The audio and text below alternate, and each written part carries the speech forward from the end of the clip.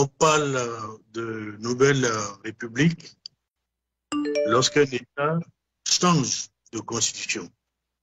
Et la question qui se pose est de savoir qu'est-ce que c'est que la constitution. Mais d'abord, mais quand l'État change de constitution, est-ce qu'on n'a pas changé de constitution au Bénin quand il y a plus de 47 articles modifiés ou nouveaux, avec près de 2 ou 3 titres dans la constitution de 2019, du 7 novembre, monsieur le professeur? L'article 2 de la loi de révision de 2019 précise très bien la présente loi constitutionnelle portant révision de la Constitution n'établit pas une nouvelle Constitution. Il ne faut pas confondre révision et changement de Constitution. Voilà. Il y a les conditions dans lesquelles la révision intervient, il y a les conditions dans lesquelles intervient la nouvelle Constitution. Et c'est parce qu'on n'a pas la maîtrise de ces éléments on pense que même si on change 50 articles, même si on change 2 articles, c'est une nouvelle constitution. Je rappelle qu'en 2008, la révision en France a porté sur 30 articles, mais on n'a jamais parlé d'une nouvelle république. Oui, mais monsieur le professeur, est-ce que vous pouvez nous donner la nuance ou la différence entre changement et révision? Et dans le cas précis de... C'est ce que j'allais vous dire, voilà, en rappelant d'abord ce qu'est une constitution. Voilà, allez-y.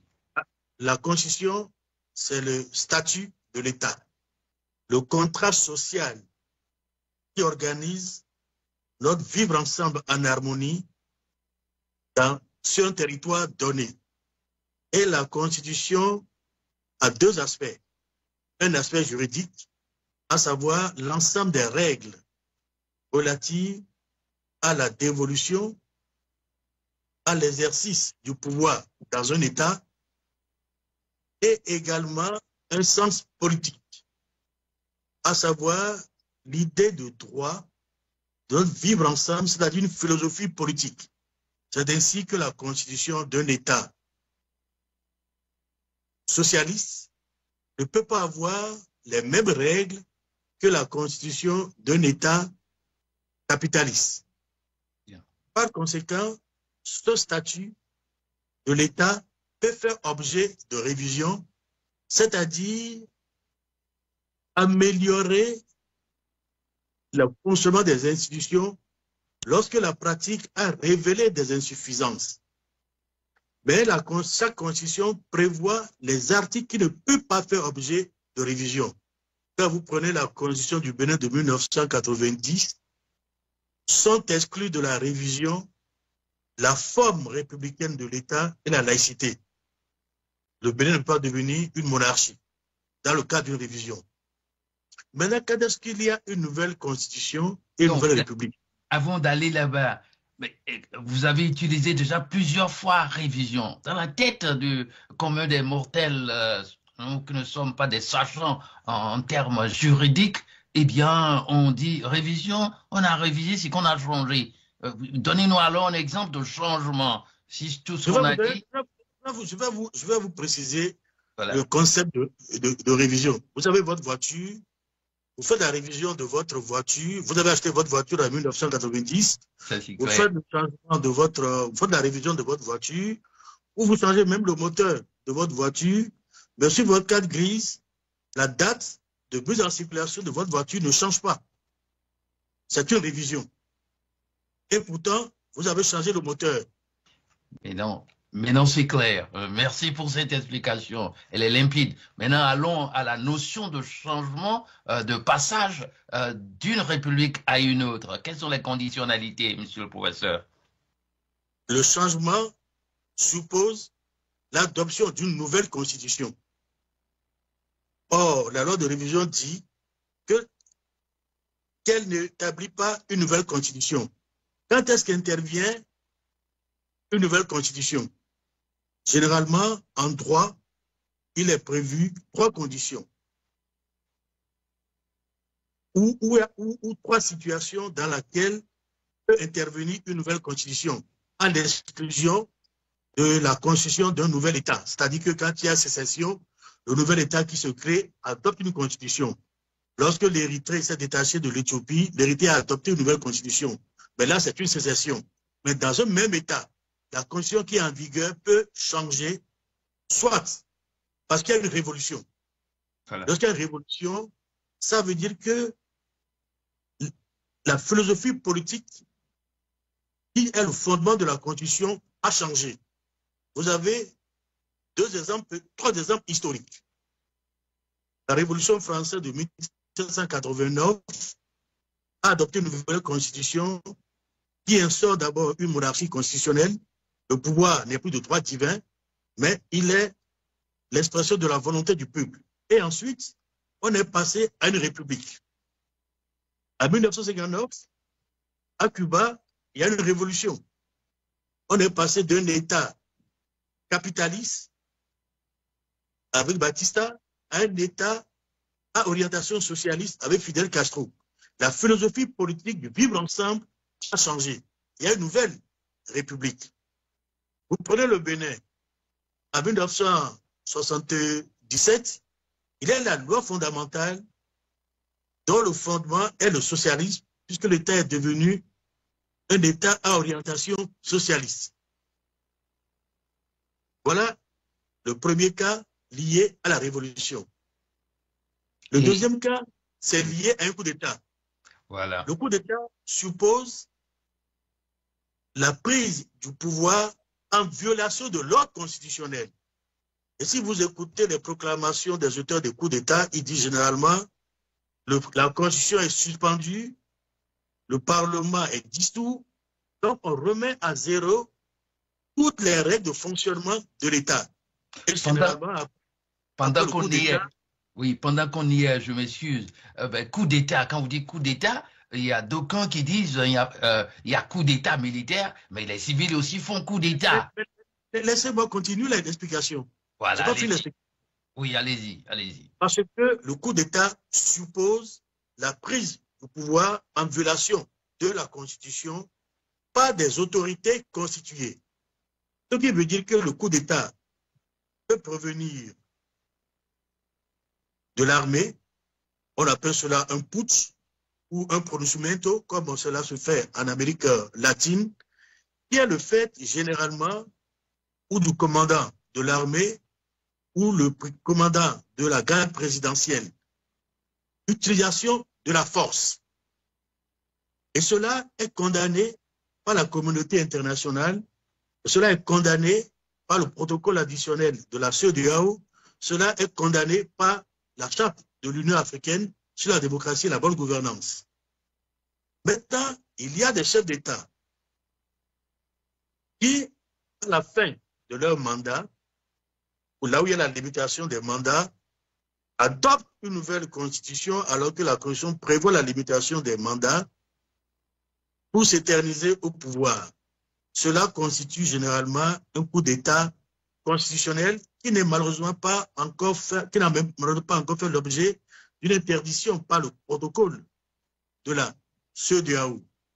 Dans le temps, on trouvait trois types de coups d'État. Le coup d'État conservateur qui vise à préserver le pouvoir en place, le coup d'État réactionnaire qui vise à revenir sur un ordre constitutionnel ancien, et le coup d'État que les gens appelaient progressiste, qui allait dans le sens du progrès social et que d'aucuns appellent aujourd'hui le coup d'État salvateur. Mais tout ceci constitue un coup d'État, à savoir la violation de la Constitution.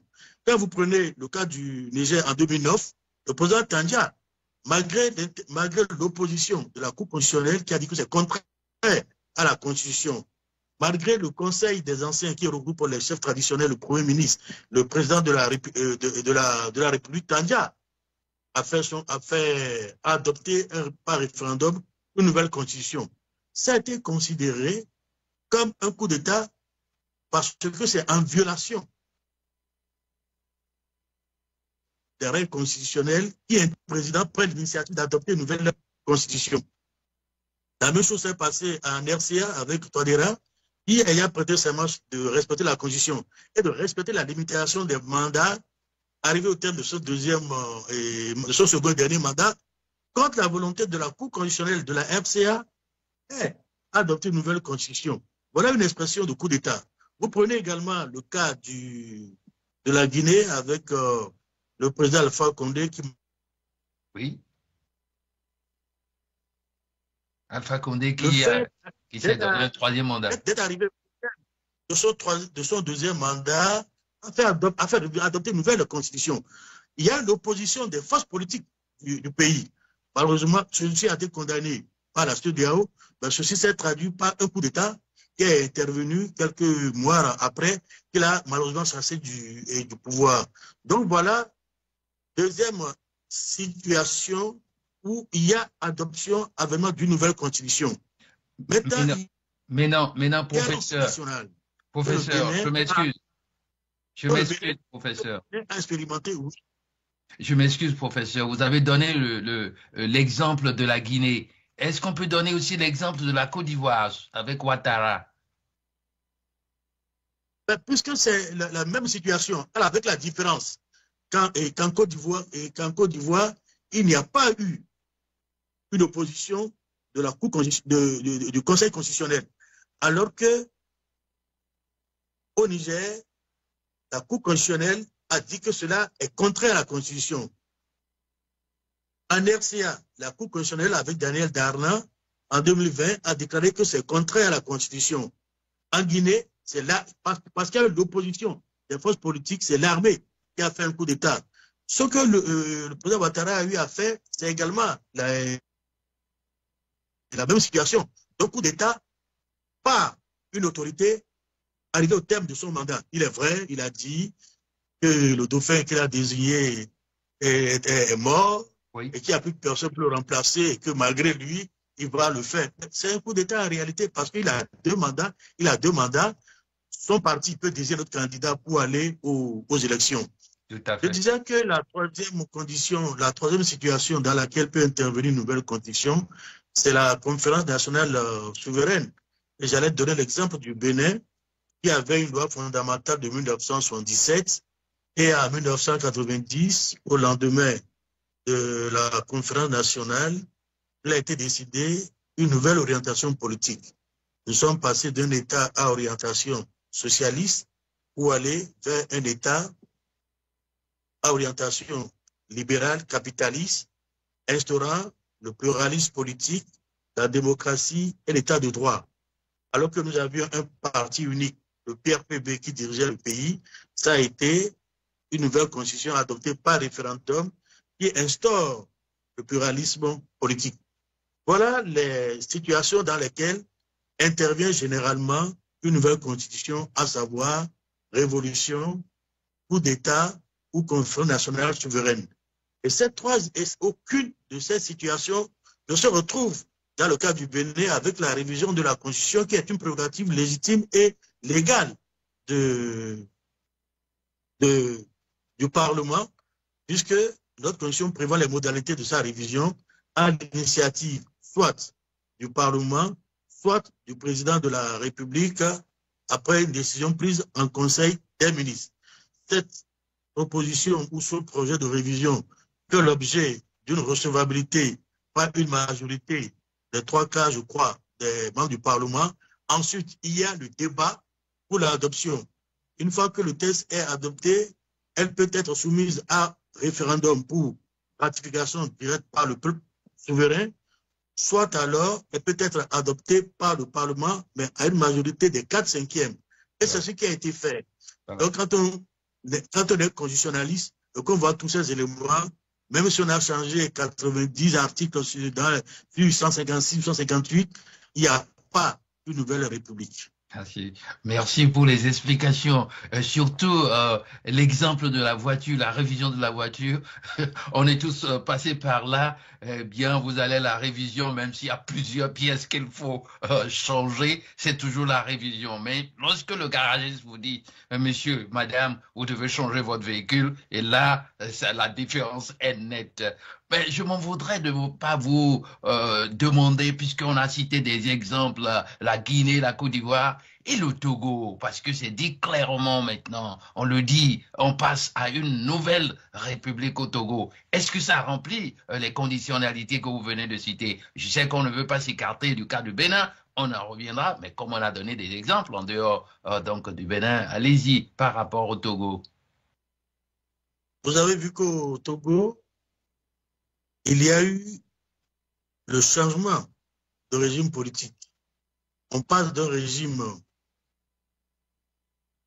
présidentiel ou semi-présidentiel à un régime parlementaire. Et ce qui a été soumis à l'appréciation, ce n'est pas la révision de la Constitution, mais c'est bel et bien précisé adoption d'une nouvelle Constitution. Or, dans le cas du Bénin, lorsque l'initiative de la révision a été prise par les parlementaires, ils n'ont jamais dit qu'ils adoptaient, qu'ils changeaient de constitution. Et pour éviter des débats inutiles, ce qui ne se fait généralement pas, ils ont inscrit à l'article 2 de la loi de révision la présente loi constitutionnelle portant à révision de la Constitution n'établit pas une nouvelle Constitution. Voilà. Et ça a été et c'est passé par le contrôle de constitutionnalité de la Cour. Ce qui veut dire qu'il n'y a même pas un débat à avoir, puisque ceux qui ont posé la révision ont pris la précaution de préciser que ça n'établit pas une nouvelle constitution. Or, il y a de nouvelles républiques, que c'est une nouvelle constitution. Voilà. Merci, les conditionnalités sont claires. Nous revenons au cœur donc de la polémique au Bénin. Il y a des citoyens donc membres de la société civile qui mènent le combat entre griffes pour dire talons continue. Et il y en a qui sont aussi de la société civile, qui ont été formés, qui sont juristes, je ne sais pas s'ils sont constitutionnalistes, mais qui arrivent sur les antennes pour appuyer cette thèse, pour étayer avec des exemples que des néophytes qui ne connaissent pas grand-chose de tous les détails que vous avez donnés. Je demande, est-ce que les juristes ou les constitutionnalistes font les lois pour embrouiller tout où se trouve la lumière? Je pense qu'après cette émission, cette polémique doit s'arrêter. Mais je dois vous dire que voici d'autres arguments qu'on utilise. On parle de l'article 157-3. Vous voyez, qui donne des dates précises, 2021, on parle des députés, leur mandat, eh bien, c'est en vigueur à partir de 2023, et ceux-là qui, n'est-ce pas, tiennent la corde, qui tirent sur la corde de plusieurs mandats, ou bien une nouvelle république, disent, tout ça là, ça a changé, et la prestation même de serment, la date a changé, et qu'il y a beaucoup de changements. Mais je pense que tout ce que vous avez dit là, ça doit pouvoir, comme on le dit, put to rest, c'est-à-dire ranger dans les placards. Je vais répondre à votre préoccupation. Oui. D'abord, je voudrais rappeler que dans les années 90, le journaliste béninois Paix à son âme, Poli Vincent, me sollicitait pour des commentaires et m'a appelé sur une question de droit privé et je lui ai dit que je ne suis pas spécialiste du droit privé. Il m'a dit, mais vous êtes juriste, non? Je lui ai répondu, quand tu as mal aux yeux, que tu vas à l'hôpital, tu vas voir un cardiologue? Il dit non. Je dis, mais pourtant le cardiologue aussi a un métier comme l'ophtalmologiste. Chacun a sa spécialité. Ceux qui évoquent ces cas ne sont pas des spécialistes du droit constitutionnel et n'ont pas l'humilité de reconnaître que ce n'est pas dans leur domaine de compétence.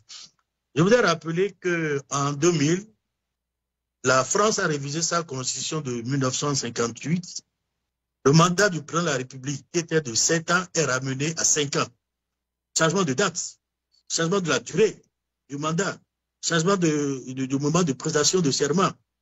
Est-ce que pour autant, on a dit qu'on est sorti de la 5e République? Non. Ça, c'est clair.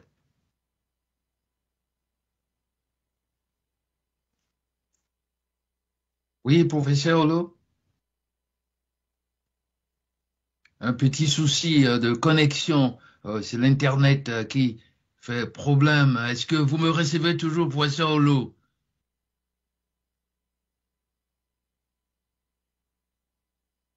c'est l'Internet là-bas. Eh bien, chers téléspectateurs, vous avez suivi les explications du professeur Olo, les conditionnalités pour passer d'une république à une autre. C'est pas, ce n'est pas le nombre. Oui, allez-y.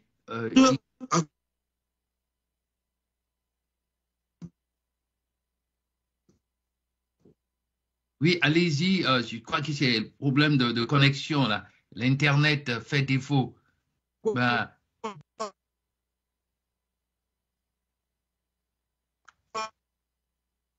On ne peut pas. Allô?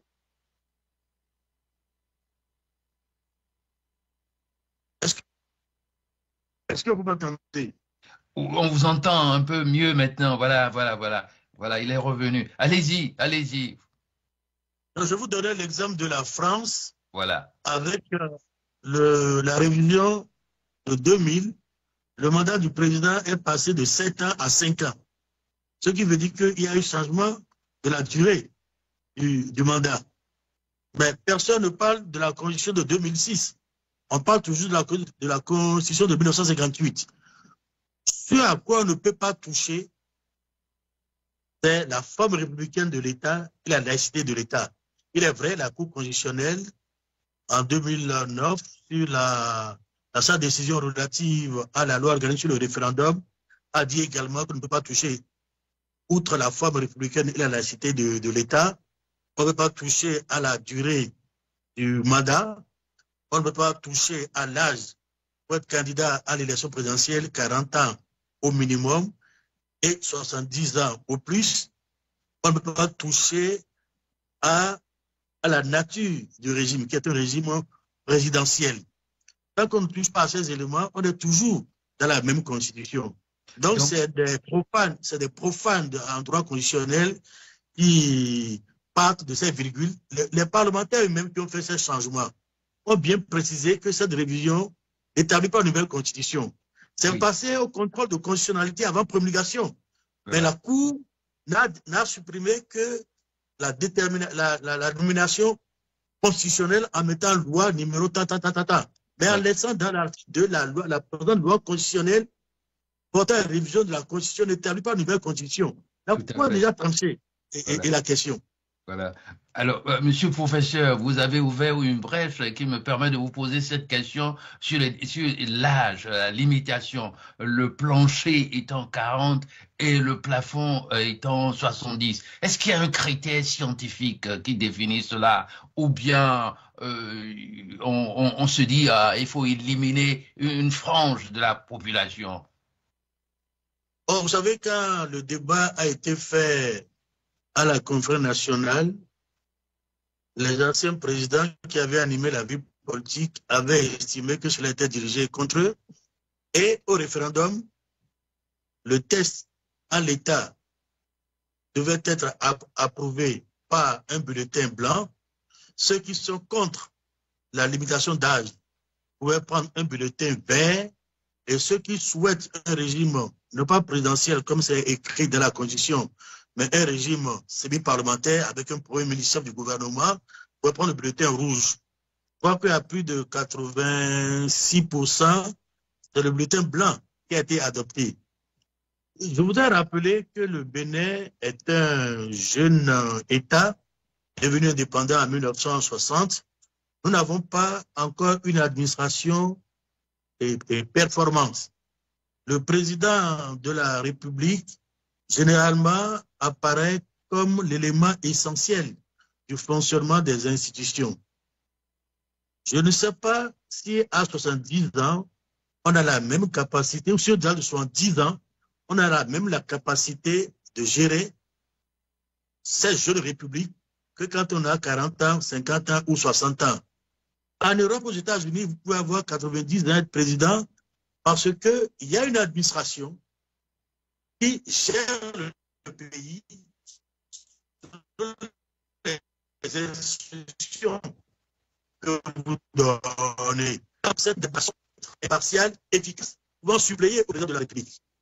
Or, depuis que nous avions instauré cette limitation, est-ce qu'il n'y a pas la stabilité au Bénin? Est-ce qu'il n'y a pas régulièrement l'alternance? De 1960 à 1990, aucun président de la République n'est allé au terme de son mandat de 5 ans. De 60 à 63, Manga qui était au pouvoir avec Apiti, de 60 à 65 ans, ont été renversés par un coup d'État du 8 octobre 1960. En 64, vous m'entendez? Oui, monsieur, on vous reçoit. En 1964, il y a une nouvelle république avec la coalition Arumandegbe à Piti. Il y a eu coup d'État en 65. Leur mandat devait aller de 64 à 69. Les militaires sont arrivés en 65. Les mêmes militaires, 2 ans après, le général Soglo a été renversé par les jeunes cadres. Oui. N'ayant pas pu arriver à faire élire un président, ils ont confié le pouvoir en 68 au président Émile Derlès Zissou pour 5 ans. Il devait finir en 1973. En 69, il a été renversé par un coup d'État. Le conseil présidentiel est arrivé quand on n'a pas pu organiser des élections pour sur l'ensemble du pays pour 6 ans. Baga devait faire de 70 à 72, à Ouaregbé de 72 à 74, et à Petit de 74 à 76, et après on ferait les élections. Baga a fini en 1972. Ouaregbé est arrivé en 1972, en 1972, il a été renversé par un coup d'État. Les militaires sont arrivés. Ils ont installé le gouvernement militaire révolutionnaire, et puis après le régime à orientation socialiste. Mais le président Kirikou n'est pas allé au terme de son dernier mandat qui a été interrompu par la conférence nationale. Mais depuis, en 91, on est allé aux élections. Kirikou a fait des élections. Il est parti, Soglo est arrivé. Soglo est arrivé en 91. Il a fait 5 ans. En 96, il y a eu des élections. Kirikou a gagné les élections. Soglo est parti. Kirikou a fait ses 2 mandats de 5 ans, de 96 à 2001. Et ensuite, il a été élu de 2001 à 2005, 2006. Il est allé au terme de ce mandat. Yahi Boni est arrivé 2006, 2011, premier mandat. Il est allé au terme. 2011, 2016, il est allé au terme. Il est parti. Le président Talon est arrivé 2016, 2021. Il est allé au terme de ce mandat. Et en 2026, je souhaite qu'il aille au terme de ce mandat. Il y a eu l'alternance. Et le pays a continué à évoluer. Or, lorsqu'il y a l'instabilité, les investisseurs étrangers ne sont pas intéressés par le pays où il n'y a pas la stabilité. Et s'il n'y a pas d'investissement étranger, vous ne pouvez pas mettre en œuvre vos programmes de développement économique, social et même politique. Ce qui veut dire qu'au moins, cette limitation des mandats, l'âge également pour être candidat, garantit la stabilité des institutions de la République, garantit la paix sociale. Moi, personnellement, je n'ai pas à m'en plaindre parce que j'étais au président de la Conférence nationale, j'étais membre du bureau du Haut Conseil de la République, j'ai été membre de la commission qui a rédigé la Constitution, commission dirigée par notre maître à tous, le professeur Anzo et Maurice et Glenet, qui est quand même un constitutionnel reconnu. C'est lui qui était déjà le rédacteur de la Constitution de 1969, ce qu'on oublie très souvent. Merci pour ces explications. Néanmoins, je reste un peu sur la question de la performance qui n'existe pas au niveau de nos administrations, nos États jeunes que vous avez donc comparé, vous avez fait le contraste entre ces États jeunes et les États-Unis, l'Europe, etc. Mais nos constitutions, et surtout celle de 2019, prévoit, l'ancienne prévoit aussi. Il n'y a pas de constitution du Bénin de 2019. Non, oui, la Constitution de 1900. Je corrige, C'est la Constitution de 1990 qui a été révisée le 7 novembre 2019, contient certains éléments pour dire en cas, par exemple, en cas de défaillance, de décès, etc. Est-ce que la même chose ne peut pas s'appliquer pour dire l'administration doit pouvoir, n'est-ce pas, régler cette question, parce qu'il y a certains qui se sentent quand même lésés. Vous êtes vraiment en bonne santé, il y a la vitalité, à moins que vous n'ayez pas la volonté, l'ambition de diriger le Bénin. Vous êtes capable de diriger le Bénin si les articles-là n'étaient pas là, les conditions donc d'âge, le plancher à 40 ans. alors qu'à 35 ans ailleurs, on peut l'être. Et puis, Paul Biya, maintenant, un candidat encore à sa propre succession, à 92 ans pour 7 ans. Il aura 99 ans, s'il plaît à Dieu. Ben, écoutez, c'est aux Camerounais de décider de cela. Mais écoutez, est-ce on ne se sent pas lésé quand on a à peine son 10 ans et puis vous ne pouvez pas être candidat? Je vais réagir à votre préoccupation.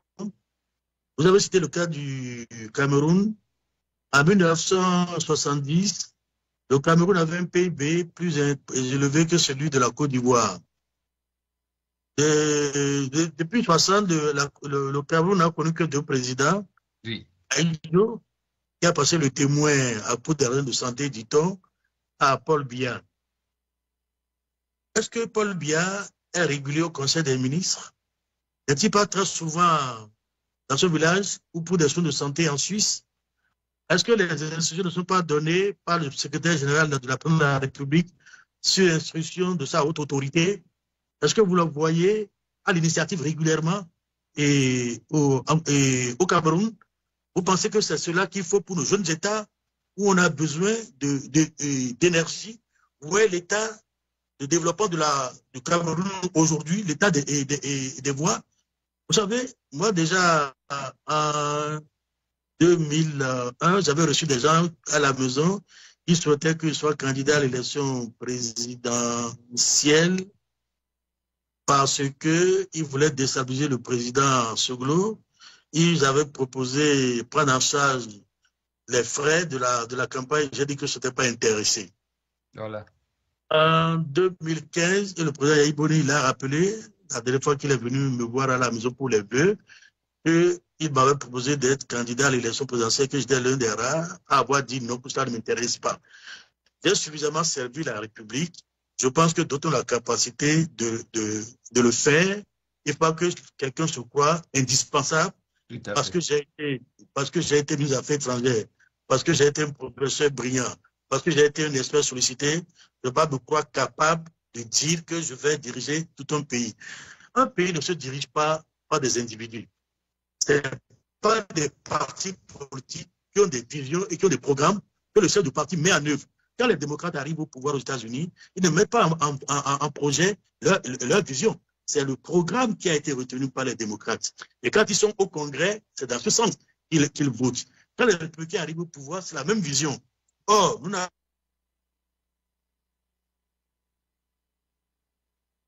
tradition, nous n'avons pas encore cette tradition de parti organisé pour que celui qui est au pouvoir met en œuvre ce programme et même s'il disparaît ou s'il s'en va, si ce parti a toujours le soutien de la majorité de la population, il continuera à mettre en œuvre ce programme.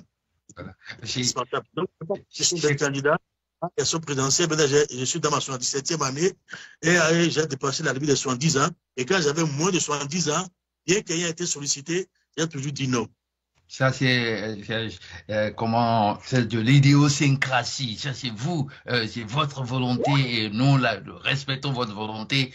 C'est vraiment génial parce qu'il y a des contre-exemples quand même en Afrique. On a cité le cas de Paul Biya. Eh bien, regardez un peu aussi en Côte d'Ivoire, quand même, les Gbagbo qui veulent être toujours président, Ouattara qui veut toujours être président. On a des cas donc africains. Laissons cela de côté. Vous avez cité les États-Unis, républicains et puis démocrates. Que l'État n'est pas dirigé par une personne, c'est pas un parti politique, sa vision, etc. Cette fois-ci, de toute façon, deuxième mandat de Trump, Donald Trump, c'est la personne Trump. Tenez-vous tranquille, c'est Trump, c'est même pas son parti, il s'impose au parti et le parti s'aligne derrière ce qu'il dit. Alors on croise les doigts pour que ça se passe bien au grand bonheur de tout le peuple américain qu'il a élu. Cela dit, professeur Olo, le rôle de la Cour constitutionnelle. Les gens portent recours, ils écrivent, il y en a déjà eu plusieurs. Et la Cour constitutionnelle se dit incompétente, elle ne peut pas répondre. Expliquez-nous, à qui la Cour constitutionnelle peut donner des explications comme vous nous donnez des brillantes explications ici qui rendent la chose claire, simple, limpide. Pourquoi la Cour constitutionnelle se refuse à expliquer pour dissiper cette confusion qu'on jette dans l'esprit de tous les citoyens béninois?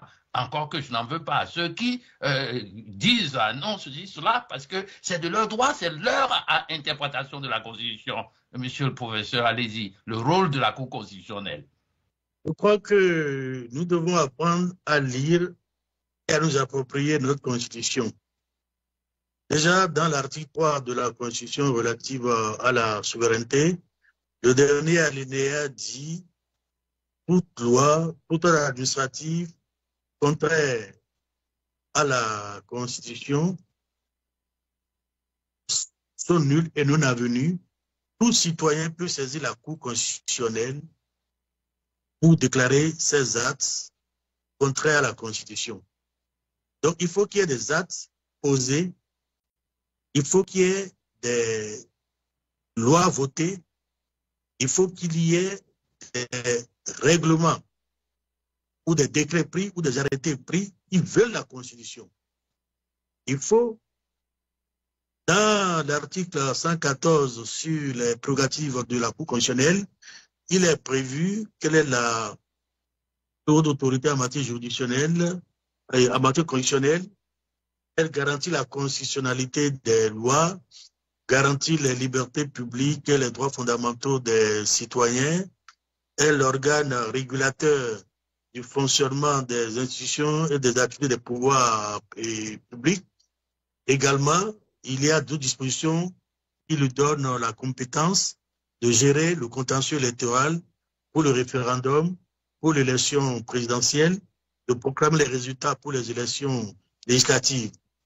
L'article 68 de la Constitution précise que lorsqu'il y a crise, blocage du fonctionnement des institutions, menace sur l'intégrité de l'État, le président de la République met en œuvre des pouvoirs exceptionnels après avoir consulté le président de l'Assemblée nationale et le président de la Cour constitutionnelle. Ceux qui peuvent demander un avis, celui qui peut demander un avis à la Cour constitutionnelle, c'est bel et bien le président de la République, pas les citoyens. Les citoyens peuvent saisir la Cour pour dire que tel acte est contraire à la Constitution. Et je me demande, alors qu'on dit que les décisions de la Cour sont sans recours, s'imposent à toutes les autorités militaires, civiles et politiques, la Cour constitutionnelle a déclaré conforme à la Constitution la loi de révision dont l'article 2 précise que cela n'établit pas une nouvelle Constitution. Pourquoi demander un avis alors qu'on n'a pas la compétence pour demander l'avis? Ou alors on n'a pas lu l'article 2. Maintenant, si il y a le président de la République dépose sa candidature pour être candidat à l'élection présidentielle, c'est la Cour qui doit valider cela. La Cour, en ce moment, peut lui rappeler qu'on n'est pas dans une nouvelle République. D'autant plus que le chef de l'État le rappelle.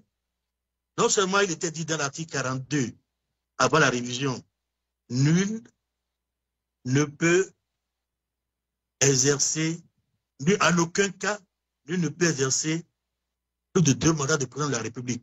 En aucun cas, ça veut dire dans n'importe quelle situation. Voilà. La révision de 2019 a ajouté un élément complémentaire pour préciser les idées. En aucun cas, nul de sa vie, même lorsque vous avez une nouvelle constitution, même lorsque vous avez une nouvelle république, vous n'avez pas une nouvelle vie pour dire que les compteurs sont remis à zéro et qu'on recommence. Voilà. Si on devait le faire, qu'est-ce que ça va donner comme résultat? Chaque président, à la fin de son dernier mandat, va procéder à la révision de la Constitution pour dire que les compteurs sont remis à zéro, comme c'était le cas en Côte d'Ivoire. Or, nous sommes un État républicain. L'État républicain suppose que le pouvoir n'est pas héréditaire, s'exerce pour un temps. C'est des mandats que nous exerçons. Donc, nous ne pouvons pas s'éterniser au pouvoir. Mais là, nous instaurons en réalité une présidence à vie, puisque généralement en Afrique, malheureusement, comme le rappelle déjà de son vivant le président Adema Yassine, le plus important n'est pas l'électeur qui met le bulletin dans l'urne, mais c'est celui qui contrôle et qui proclame les résultats. Oui. Voilà. Comme dans ces pays constitutionnels, les mentions sont le président désigné par le chef de l'État, il contrôle l'institution, ça veut dire que c'est qu'il va tout gagner les élections. Donc en fait, nous violons le caractère, la nature républicaine de l'État pour instaurer en réalité une monarchie. On l'a vu au Togo, on l'a vu en situation de père en fils. Et Adema a laissé le pouvoir, son fils fort qui est arrivé au pouvoir. Alors que c'était Nachaba qui doit lui céder en tant que président de l'Assemblée nationale quand il est mort dans l'avion qui le transportait en 2005 pour aller se faire et soigner. Quand le président Ali Bongo est mort, Omar Bongo est mort, c'est son fils Ali qui l'a suivi. Donc c'est une situation dynastique. On n'est plus en République. Donc voilà pourquoi la précaution a été prise pour dire que cela n'établit pas une nouvelle constitution. Ce qui veut dire que si la Cour avait un dossier où le président devait déposer une candidature pour dire qu'il y a une nouvelle république, c'est là que la Cour, à mon avis, peut trancher.